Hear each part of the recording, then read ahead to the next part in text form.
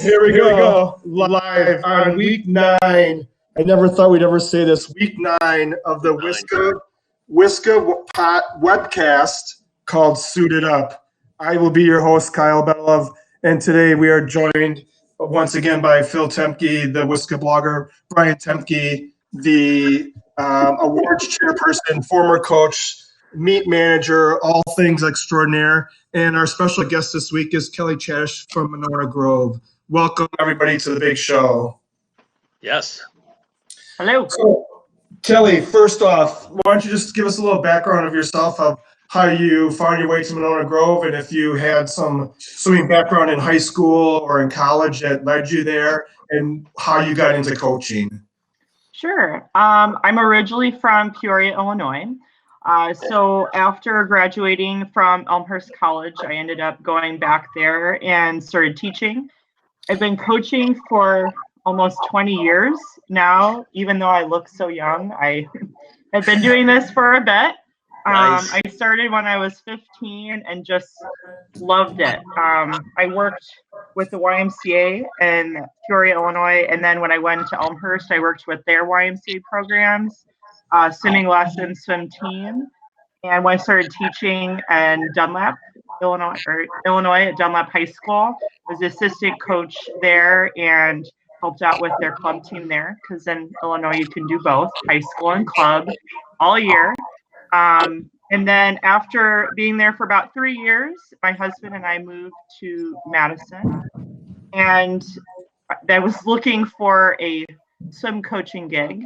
And I heard that this Monona Grove team was really desperately looking for a boys coach in about the last month heading into the season. And I had applied to a couple clubs, and they said, this team is really looking for someone. And so I walked in, interviewed, and it was a really good fit. And we were really excited. So I've been there since 2011. So this is year number 9 for me there. For me, I have been a big multi-sport person my whole life. Swimming was a big thing for me. I'm also a soccer player. I was actually a college soccer player instead of a college swimmer. But my high school swim program really drove me to enjoy swimming on a whole different level than other sports. Richwoods High School is the school I graduated from, and they were steeped in tradition, and it was a very big deal to be a part of that program. And Central Illinois is not known like the Chicago schools for having really big time swim programs, but for the area, for decades, it was the top tier swim program. I just happened to go to that high school, and they reeled me in because I was a good athlete, and everything took off from there. That's where everything began for me. So you are a Blue Jay? Yes, Elmhurst Blue Jay. Are you of the age when they were still in the CCIW, or were they in? They already? So you were a CCIW, so we might be close to the same age. Really interesting. Okay, cool. So then you're at Monona Grove now for a while. You've had a string of really exciting and fun times with the boys, and I know that Phil's going to get into it. But why don't you just talk about, for me, as an outsider watching, how crazy, stressful, fun, enjoying, rewarding it was during that 4-year stretch. Yeah, I think having my background, I'm almost as competitive as Ben McDade. We're very tight. We're very even there. I think some of that I come across calm most of the time, but I am pretty fiercely competitive. So I was matched up with people, with athletes that matched my level of competitiveness, but also willingness to just do whatever it takes to really draw out the best swims and just be the best possible competitor. We're willing to put in really long hours, long days, bring in, strength and conditioning programs. That was something, it was just, you just always work hard. And I was lucky to be under a lot of really intense coaches growing up. That was a style that worked really well for me, that just pushed me outside of my comfort zone. That's what I tried to mimic with a lot of these kiddos that came up in the program. And it just thrived because I really try to be fair. I try to explain every reason why we do every single thing that we do. There's a purpose. I'm not just trying to kill you, but there's a reason.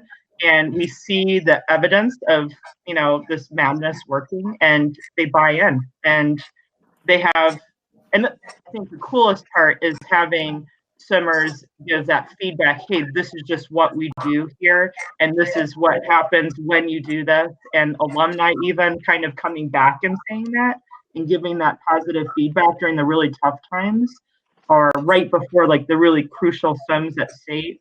It was awesome. I think most of that has been able to be held despite graduating some pretty incredible talent. What I try really hard to do is make being a part of this team something special and something that kind of sticks with you, and you feel like you've earned it when you put in the time. And right now we've got 14 kids on the team, but every single one of them feels like they're equally a part of the team. And I've scrapped JB years ago. There's no JB, there's no separate, like we're all in this together. And it's made some pretty awesome relationships between the team members and myself and with each other. And I'll just jump in here. So, after the run of 4 straight titles, I think you had 5 in 6 years, going back to the days of Tyler Rare and Andrew Sackett and those guys, Mitchell Paul. You finished second last year, kind of surprisingly to some folks, and did it with a pretty young crew of kids, and they're still pretty young. I announced your meets, obviously, and there's 2 seniors on the team this year and a lot of sophomores who have big roles. Can you tell me a little bit about sort of, when Ben came along, he was part of a big freshman class, but you had a lot of seniors, guys like Alex Kimmel and Lars Hell who'd been around forever. Can you tell me, is your approach a little bit different with having such a young group of swimmers? I've certainly had to adjust in the last couple of years. I think when we had the big senior classes, it wasn't so much about the size. We had some really big personalities. And so, like Alex Kimmel, big personality, big voices, always just there. And it was wonderful to have because it created this great camaraderie, this great support system for each other. And there was just this level of expectation of this is just what you do. And we hold each other accountable. Tyler Rare is another one, worked incredibly hard. And if someone wasn't doing something right, they take care of that themselves. I didn't have to say anything. And then with these last couple of years, Josh Dubberly came out of the woodwork last year. He was incredible with a group of almost entirely freshmen or brand new swimmers. We really had a lot of pressure put on him, and he thrived with it. And his brother, who was a sophomore at the time, Jake Dubberly, worked right in sync with his brother to kind of keep everybody moving forward. And of course, they're not perfect. They had, tough practices or meets too. They're high school kids, but it made everything really smooth for me to meet. And then I like to think that I'm very clear with where I expect kids to be. And I say, this is the time, this is where you're going to get. And I'm very black and white about this is what you need to do to get to where you're going to be. And sometimes it can be a little harsh to hear the truth, but I'm not going to lie to you about where you're going to end up. And that ended up paying off me. And my favorite words was hearing from Josh, you're right. I had to do that. It worked. I know. I told you all along. So Kyle hears that all the time. A lot. This year, we are young.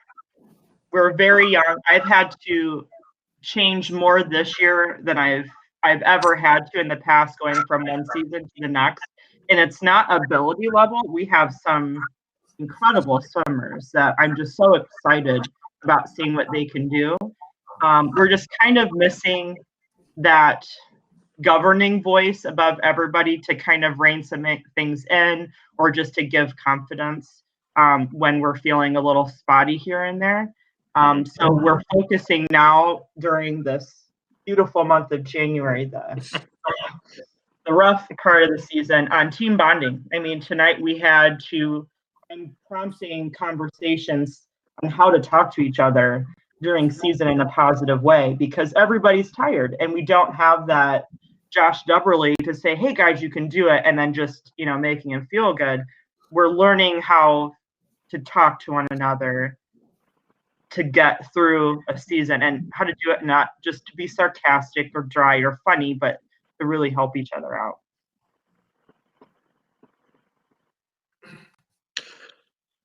So one of the themes we've been exploring this season with some coaches is sort of their approach to how they take on what is in some ways a short season because it's only 3 months, but in a lot of ways, particularly for boys, because it's over the winter, is viewed in some ways as this long grind of a season. And we talked with Joel Coyne, who you know pretty well from Sun Prairie, about how he's really taken this approach to, he wants his kids healthy and fresh and not dragged down. And so he's taken an approach to really reduce like the number of mornings that they have practices. And I suppose it's sort of a simplistic to debate, call it new school versus old school. But the impression I've always had is that you're more of kind of a traditional approach, that we get in, we swim, we work hard, we're here in the mornings, we're working out, and that it's designed to build this incredible foundation that when February comes along, you then drop their taper and you've gotten some great results, obviously. But can you describe a little bit about your philosophy and maybe what you hear from other coaches and how you're approaching just the season-long training regimen? Sure. Yes, I was just having a conversation with my assistant coach, Chris Tatsuguchi, about this the other night about, am I crazy? Am I, I'm trying to find this balance, and I know that I'm always pushing them more. And I tell them all the time, my job is to push you more than what you would do on your own, and to also give you insight on if we need to tweak a couple of things, what we need to do. And some of the kids, they don't swim as frequently as others because they don't need to. I put some kids purposely in a B group when they could swim the A practice, but it would look like garbage. And I need you to focus on your technique, because if you're going to drop any time, you need to have the solid technique. And I think it has been hard for a couple kids to rein it back a little bit. And then other kids they're dying. They're so tired because I'm pushing them a little much. I actually kind of have been scaling back. Like every year, I feel like I'm getting nicer and nicer as the season goes. Where I started out and it was just, kill them and do 800 and do this, and I would do these really ridiculous practices when I look back on it.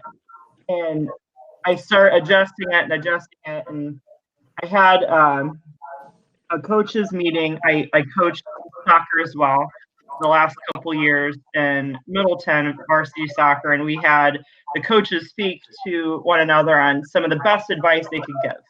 And one of the varsity coaches.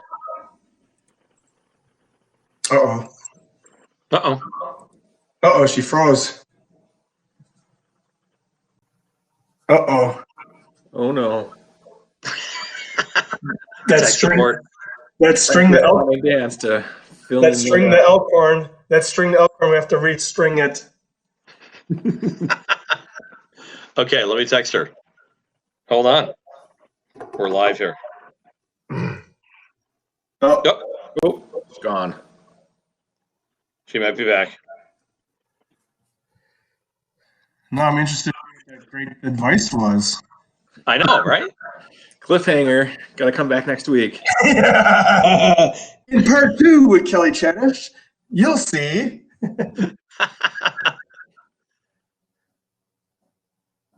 And Brian, I told Kyle this, but I'm wearing my red sweater in honor of Brad Davidson. Just for Oh the boy, record. here we go. Go Bucky. With many more players that he's better than. So, as we wait for her to come back, are Yeah. you worried? Are you worried that there's going to be some meets canceled this weekend? Well, they're talking about this snowstorm being like, I know they got last week kind of wrong. But if they're talking about more snow the further north you get. And so tonight's channel that I watched said, it's a, you're virtually guaranteed if you were on a line from like Eau Claire, Wausau, roughly northern Fox Valley, that you're going to be getting snowed out. Oh, we're back. I had no internet. Oh, that's okay. Did Lucy get to it, or was it a Lucy problem? She's snoozing. Is she? Good. Watching me right now. Lucy is the world's greatest golden retriever. Yeah. So you were about to get some great advice from a Middleton coach. That's when we. Oh yeah. So it's a coach that I've been coaching for many years. She said, I finally learned the power of taking a day off. And I went, oh no, they've been right all along. I need to give them time off. So I've started adjusting a little bit and mornings off here and there, kind of getting the vibe of the room. I don't want to get too crazy with it, but just kind of reading when we're not completing sets the way that I want them to be done. Also adjusting around finals a little bit. That's kind of where I'm starting to try this out a little bit.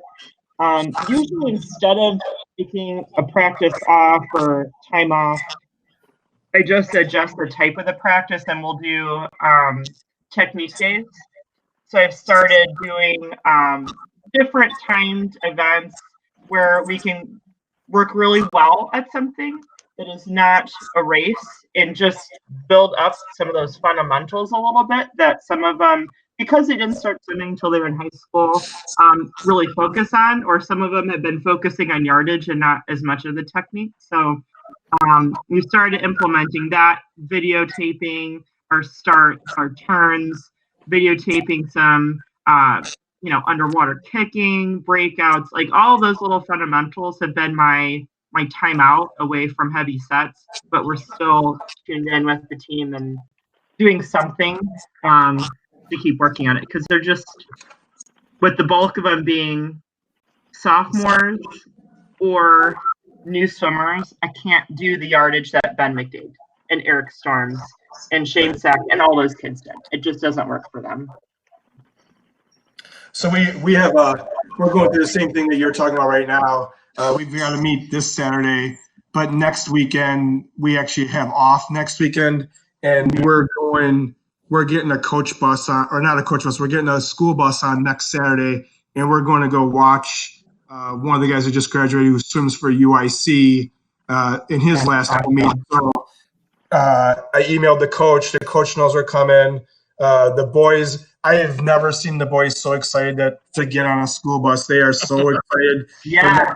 They just wanted to be nice weather next Saturday, so it's not snowed out, and we're gonna swim for an hour. Then we're gonna get on the bus and we're gonna go to Chicago to go watch his last home meet this year. So when you're talking about breaking up the monotony, I think that's a great thing to do, of changing the tone of the practice, but you're still not letting them have off, but you're working on things that take a little more mental energy than physical energy to get through. And that's we started doing buckets last year, and I thought that was the same thing. It's short bursts of energy. They can survive short bursts of energy. It doesn't take a lot of strength, but it still takes some energy and some mental willingness to push through that barrier. So that's good to hear that you're doing something like that, because that just reaffirms that I don't like giving days off, because you feel like everybody else is going to practice. We need to go to practice too. But the technique thing is really cool. And I think for some kids, taking that time off does more harm than good, because they just feel off. They feel terrible when they show back up, and then we are trying to take a day to catch up, and then it becomes this whole thing where all of a sudden we have 3 days gone when I was trying to give them recovery time. And over break, a lot of them just found ways to get in the water over some of those extended breaks around like Christmas holiday break and Thanksgiving and whatnot, because it just made them feel good to get back in the water. Yeah, the first time I ever heard that from and I forget who it was from, maybe one of her teammates or a parent who knew her well. A great swimmer from Madison East during their run to their state title almost now 12 years ago was Aja Van Hout. And somebody told me that Aja felt weird when she wasn't in the water.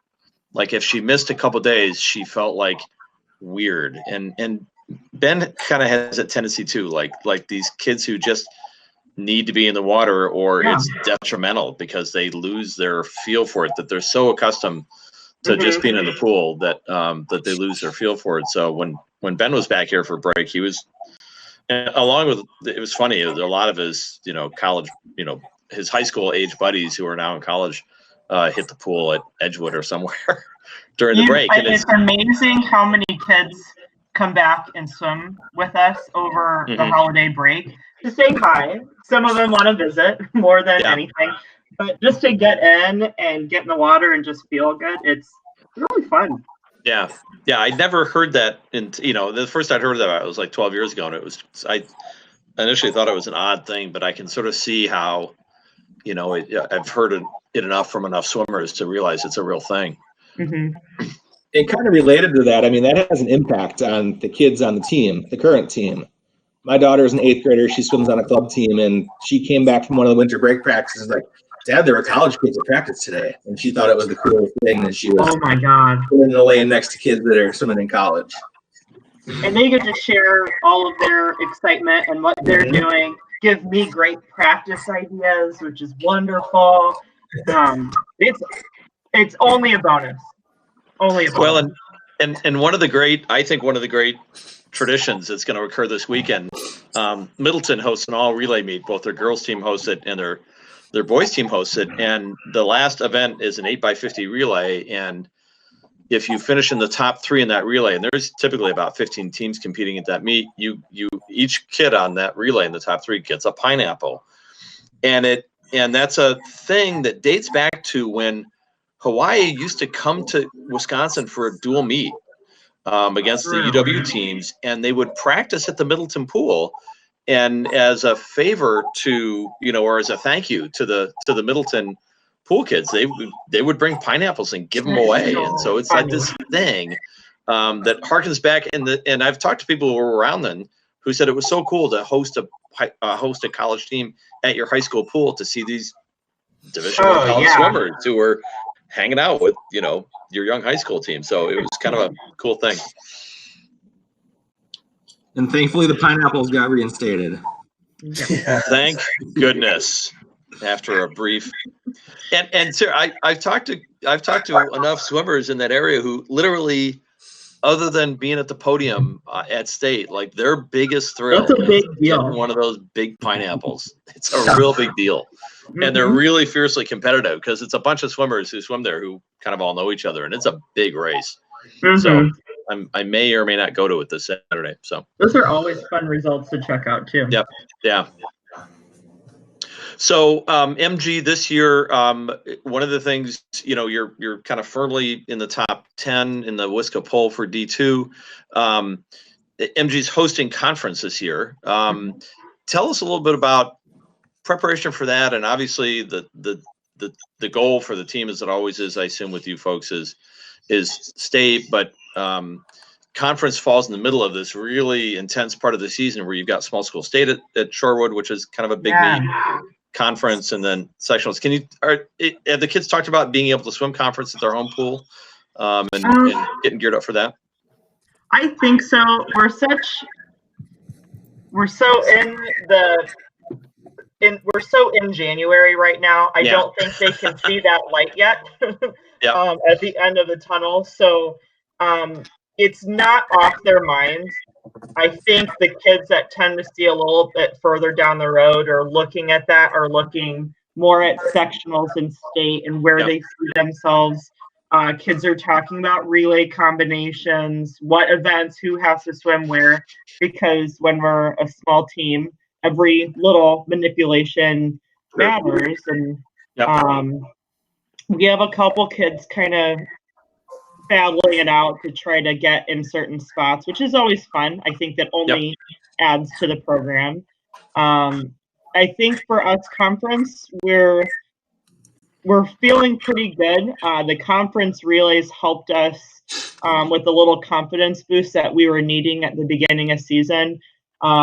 Losing both Dubberleys, one we knew was leaving, the other one was a surprise. That was very rough for the team, because not only was he a talented swimmer, is a talented swimmer, but they were just all really good friends, and they were incredibly Sure. So they always, when you finish one state meet, I mean, on the way home, in the bands, we're talking about next year's lineup. So Sure. But there's a little adjustment there, and that gave them a little boost finishing well at those Badger relays, and having Cameron Tejeda just crush it. Jonah Elfers, oh my goodness, I don't know what they've been eating over break, but they just definitely stepped up in a way. I don't think it was unexpected. I just was surprised it happened so early in the season that they were able to get the times I was kind of hoping for. So I'm excited for them to see what happens at Shorewood. I think that right now is where we're really just all our energy, everything's focused on that, because with our recent Linn-Mar big Iowa trip being canceled, we needed to push that focus somewhere, and that kind of landed on that meet.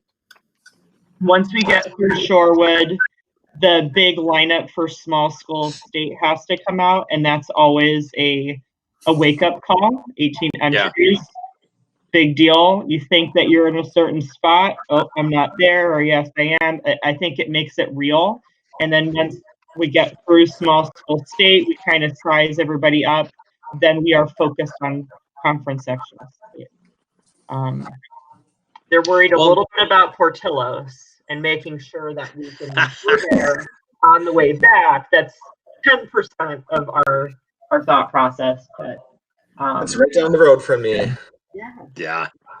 Well, and Kyle talked about this too, and I was kind of curious about your experience with it, that when you deal with boys, there's not just the physical maturation of kids going from freshman to sophomore, but Kyle's talked about how almost more importantly, there's sort of the mental maturation of kids starting to figure out, if I work hard for X number of consecutive days and focus on this and focus on that, that they get better. And just anecdotally looking at some of your kids, it looks like they've made a leap up. And I don't know what it is, and I'm just curious what you think in terms of both physical and mental maturation of what is still a pretty young team. You've got sophomores in key spots and juniors in key spots. I think for some of the kids, and it's definitely split. The big thing for me is freshman year, you're hit with this anvil. It's just such a shock, even for the kids that have been swimming for years and years. That experience of this high school swim, and even specifically maybe for MG, I don't know. Yeah. It hits hard. So all the kids that think they know what it's going to be like maybe are just kind of surprised that it takes so much to get through it. So we're kind of in survival mode freshman year, and then you bring all of that knowledge of, I know what to expect at this point. Hey, I remember this point, and we kind of talk through the season in stages. Say, I remember this stage. Okay, this is what I'm supposed to feel. This is where we're at, and they feel that confidence. Like, okay, I know what to expect now. The huge mental leap happens, in my opinion, in their sophomore year. Some kids get lucky, and that physical change happens. You see more muscle, you see that posture change, you see some of those changes just from being in strength and conditioning programs, being in continuous year-round swimming. That helps a lot. So some kids made that jump this year, some kids make it their junior year. And then senior year is when you see kind of that really fine-tuned picking apart every practice picking apart every meet, really just knowledge of this is where I'm at, this is where I need to be, this is how I'm going to get. They just know all of that already, and they can share that with their teammates. Right now, we don't have the sharers. So we have a lot of young people kind of saying, well, I kind of remember this last year, or I kind of remember what this was supposed to feel like, but there wasn't all this pressure on me to make it happen solo. And there wasn't just, a handful of us. There was like an army. So it's changed how I've been coaching them a bit and just adding a lot more of the mental training, kind of spoon feeding it a little bit more rather than just letting them kind of piece it together or expecting Simmers to take over the conversation. Sure. I had to do a little bit more of that, I think. Yep. And then one last question, and before I let the other guys go on, and not to get too personal, but you gave birth to the twins not long after last year's state meet, and I've talked to a lot of coaches, particularly women who when this happens, it's it's different. Katie Talmadge, I know really well from Stoughton, has decided to take a break from coaching. I've talked to Lauren Sabaka at Middleton. She's got 2 young kids who are not, who are not 10 yet even. No, very young. Todd Order has talked about the challenge of having 3 young kids. Has it been a little bit different, or have you had to make any adjustments, or which is kind of cool sometimes? There are adjustments that have to be made. I didn't know, and I think everybody was too afraid to ask me last year if I was coming back, that no one did. I had one parent ask me at the end of the banquet very quietly, just are you coming back next season? I think I knew who that was. And I said, I don't know. I don't know what it's like to have twins. I hear it's a lot of work.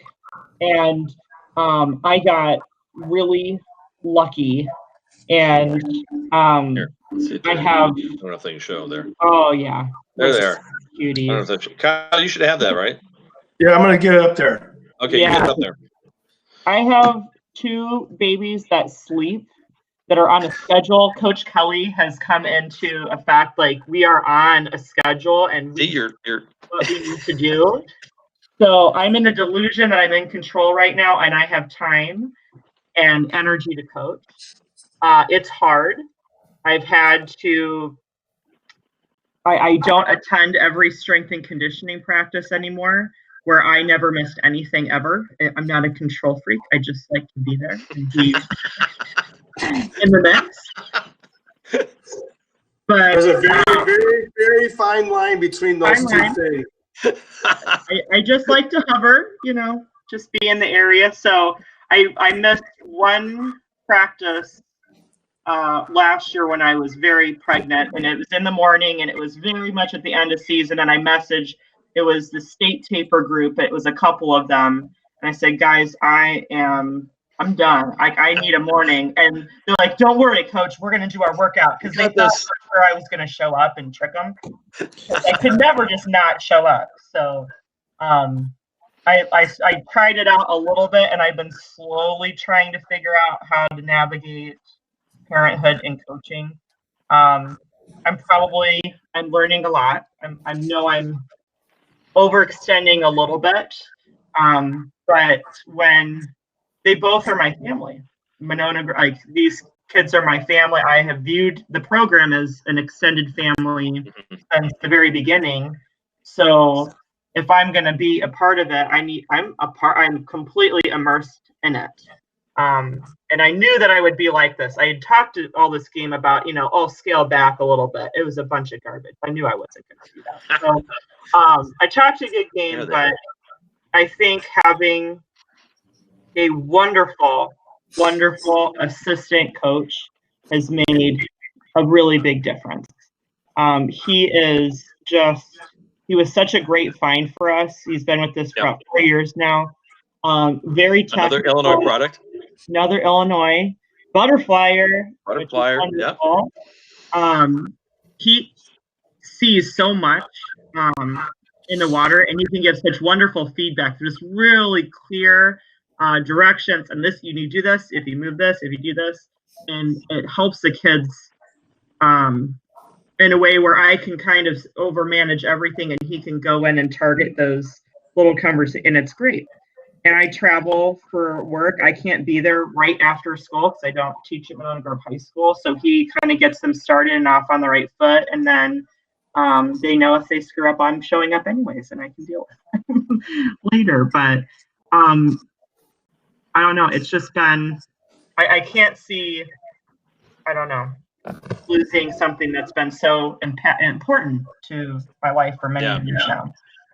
Well, and he's probably not well known, but it'd be a good. We should do a segment with assistant coaches sometime, Kyle, because I think Chris goes into any room as probably the smartest guy in it. He graduated with 2 science degrees in 3.5 years from Madison or something, and works at a science lab. You can just tell on the pool deck that his brain is just working, overtime, and it never shows. He's always kind of the calmest guy in the room too. Yes, we are both very quiet, but it's like ducks on a pond. It's always going, right? Yeah. Well, that's awesome. It's obviously fun. I see these guys up close, obviously, because I announce all your meets and know them quite well. But it's fun to see how this team is coming along. And I've noticed in particular that the swimmers that you might expect, who are kind of club swimmers and year-round swimmers, seem to have taken a leap this year and are really. You've got 3 kids sub 56 in the fly, which in Division II, like nobody has. That's pretty solid. It's exciting. And we've had a couple where we've been just randomly trying out a couple different events. Mm-hmm. And like, that looks really good. Okay. Like, we'll just keep it in the works, and we're strong enough. And I think everything above for this, that we're not doing the same lineup, meet to meet to meet to meet. Having enough strength and enough durability to be able to manipulate that lineup, so we're not getting that just boredom with repetitive meet of swimming the same event has been fantastic. Yeah. In a weird way, even though it's not a huge team, in some ways it's a pretty versatile team. I mean, those you've got several kids who can do a lot of different things. So, and they're very easy to motivate, to give something a try. There's not a lot of resistance. And again, it's pretty black and white. Hey, I think you should do this. This will look really good. And they trust me because I'm always honest with them. So they feel like they can go for it and have the confidence to just give it a try. And then if it works out, great. And we just see kind of how things can kind of piece together. And we have some fun with it, that's what makes it enjoyable. Especially at the beginning of season is kind of the excitement of what are we going to do? Who's going to go where? What's going to happen? Yeah. Guys? Oh yeah. Brian, do you have anything? I got nothing. Nope. Okay, so then we're gonna finish with our rapid fire questions that we call the sprint set. So I'm just gonna ask you questions and you have to give me your initial gut reaction, okay? Okay. Favorite pool? Natatorium. Really? Wow, that's cool. Well, a ton of good memories there. I mean, you've won 5 championships. There's something when we are at state and you look up, and the MG crowd can be very, very exciting. And you just see the sea of Monona Grove fans, and they're rowdy and they're cheering, and the big giant top heads are flying all over the place. It gives you goosebumps. It's so exciting, and the energy there is just like no other pool. And it's not the prettiest, but it holds all the best memories. So I'll take it. I just have a little segue here, Choir. One side story. When Beta Nelson was in the middle of being recruited, and she was one of the top recruits in the entire country, and had swum, 100 races at the Nat as a club swimmer. And one parent said, well, obviously getting recruited by Wisconsin, the pool's a deficit for her. And I said, no, it's not. She loves that place. Okay, next one. Very well there. Yeah. All right, rapid fire. Yeah, favorite event? 100 And don't say the 500. No. 100 fly. 100 fly. That Favorite race you've ever watched in person? Well, I've got a couple, if I'm allowed. One of my favorites was Ben swimming the 500 his freshman year, and I remember watching it the next day. I always watch it the next day without all the stress.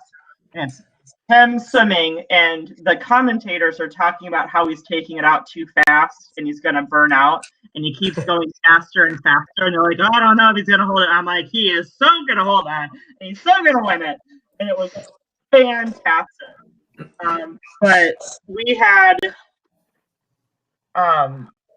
this 200 free relay, and I'm going back to Tyler Rare's time, and the meet was going well. MG was hanging in there. We were predicted to win, not by a lot. We did all the math from all of the sectional results, and our 200 free relay had just the most unreal race where they were just literally flying on top of the water. And the energy was outstanding. Our team was minuscule, but they pulled this relay together, and it transitioned the whole meet, and that was leading to our first 8 win. And that I put that one event that's when I knew. I couldn't tell anyone, but that's when I knew that we were ready to win. And I can just add one more thing. Nick Weiss, the former McFarland coach, who is not easily prone to being impressed by anything he sees, he took me aside and said that was one impressive relay. Mm-hmm. Toughest high school event. Toughest high school event. Wow, the 200 IM. I can't get any IMers to come to Monona Grove for some reason. It's been a challenge from meet to meet. Who the heck am I putting in this IM? It's not going to hate me. Who is your coaching mentor? My coaching mentor. It could be soccer or it could be swimming.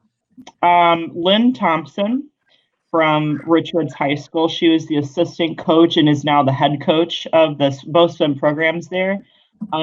She is the main person that taught the mentality that swim team is family, tradition is important, and was the first person I remember looking to after every race. Her reaction meant everything to me. And I believe one time 4 or 5 or 20 times she had to come and pull me out of the pool. Without her, I'd still be in that pool. One thing that you would change about Wisconsin high school swimming? I, being an Illinois person, love the state qualifying rounds and having state cut times instead of having this merry-go-round of who's swimming what and the lineups being this big strategy session versus going for state cut times. I loved the process. I loved going to Illinois state meets and seeing all the swimmers. I think it's a wonderful experience now, but that was just a whole nother level. You felt just unreal swimming at those pools, Evanston and New Trier. It was incredible, and I would love that. I would love that. Your go-to catchphrase while you're on deck, at practice or at meets? I don't have a catchphrase. I have this stare that burns holes through swimmers, and I arms are crossed, and I just shake my head and and they know, and they're moving after that one.